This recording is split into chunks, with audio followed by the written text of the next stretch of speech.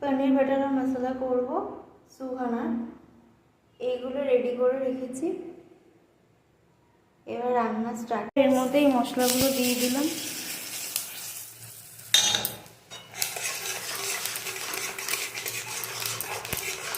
একদম লো ফ্লেমে কিছুটা করবো। এর মধ্যে ঢেলে দেবো দুধটার মধ্যে। একদম রেডি। টমেটো আর পেঁয়াজের পেস্টটাও দিয়ে দিয়েছি। কিছুটা কষলে একটু তেল ফেলে দিলে মিক্সারটা দিয়ে তারপর পনিরগুলো দিয়ে দেবো। এবার মিক্সারটা দিয়ে দিলাম। এর মধ্যে কিছুটা হলুদ গুঁড়ো আর একটু সাদা জিরের গুঁড়ো দিয়ে দিলাম। কিছুটা হোক তারপর পনিরগুলো ছেড়ে দেবো। এই পজিশনে আসলে এবার পনিরগুলো দিয়ে দেবো। পনিরগুলো দিয়ে দিলাম।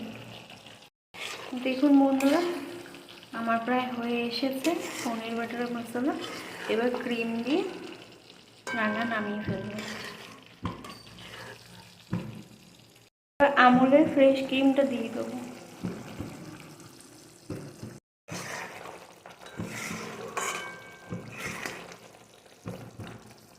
এই লাস্ট আমার কমপ্লিট হয়ে গেছে পনির বাটার মশলা।